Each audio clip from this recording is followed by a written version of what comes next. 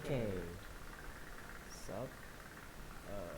On our last tale, it was about the Black Crow gang, or the secret society named the Black Crows that are meant to assist the Black Mist Samurai. And yeah, so basically the last video was about how a bandit, which was basically scum of the earth, changed his ways and became a leader of a renowned organization. Well, not really renowned, but an organization able to grasp the power over all of Japan without anyone knowing, while helping out the Black Mist Samurai, which is Kenshi Shoran. So I made a comic of the modern day version of the Black Crow. This is him fighting.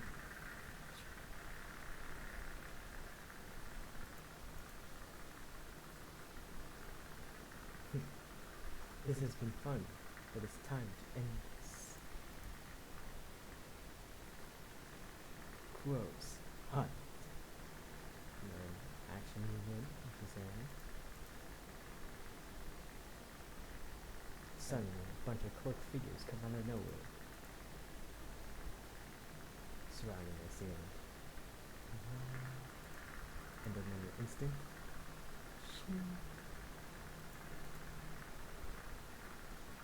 he's dead. And then this is the whole crew. Yeah, so basically, he doesn't attack himself, and because of that, he's founded an organization which attacks for him. Even though the Black Crow is not supposed to incite violence, and originally the Black Crow was by himself. Later on in generations after generations passed, the influence grew more open, and the scripts were a little bit changed. So instead of saying the Black Crow, which was basically just composed of one person back then, having no violence, he misinterpreted that as it's just the Black Crow. It's not the whole gang of Black Crows, because the nickname, the leader, is the Black Crow. So it's basically, I'm not the one doing violence. I get other people to do violence. So that's the way he interpreted it, and that's why he has a gang of misfits or mercenaries, you could say, that all have different abilities and different ancestries and talents, you could say, for his any disposal. All of them are skilled in some type of way of defending themselves. For example, you got the first one who was a mercenary. He's good at guns and shooting. You got the witch who's good at mystic arts per se, voodoo stuff, magical stuff, and just like that general stuff in general. So if like if you see someone get poisoned, she'll probably know what type of poison. Or if someone get cursed, exorcised, etc., she'll probably know how to fix it. And then shield guy, he's just known as a decent bodyguard. He'll shield you from any attacks. That's why he's usually right hand next to the crow. And then goat, well, pissed up by his name, he's a good climber and he's a mobile combatant.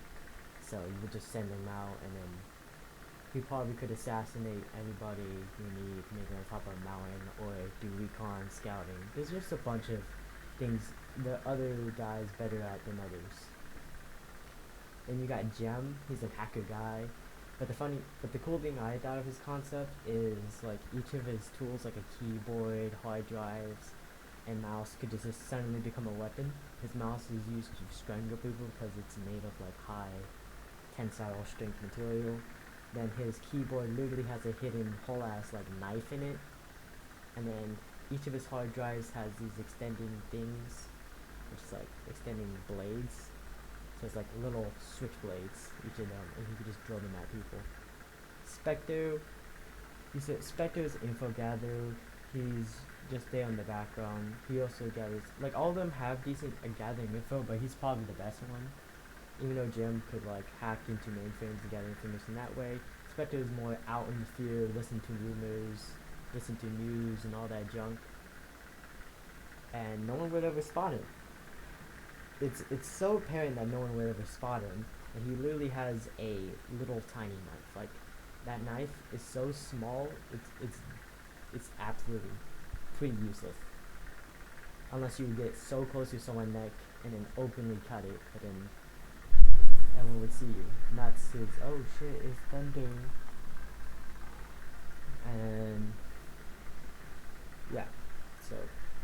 was I talking about? Oh, yeah. So basically, it's so the only way you would be able to use it is getting so close to your target, and it's such a thin and dull knife that the only way that has to stab it through is like if you're right near them with all your force, and there's no way anyone else could pull that off except him. So it really utilizes and just brags about his ability. It's thundering! What? So I haven't been posting videos because I've been obsessively addicted to Genshin, and I haven't done any of my summer school homework. Oof. I was supposed to make different, chronological order Genshin Impact videos, but we knew it would be so hard to press one button on the screen on OBS. Yeah, so basically that's it. More of the Black Crow game. I don't know where it should start on next.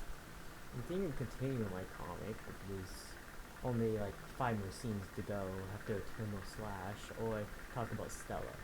I think that's the one's gonna be another lore video talking about Stella. So yeah, that's basically it. I'm gonna make another animation soon after summer school's ended. So get ready for that. It's probably gonna be Live Train. No, it's definitely going to be Live Train. It's on one of my bucket list goals to make Live Train.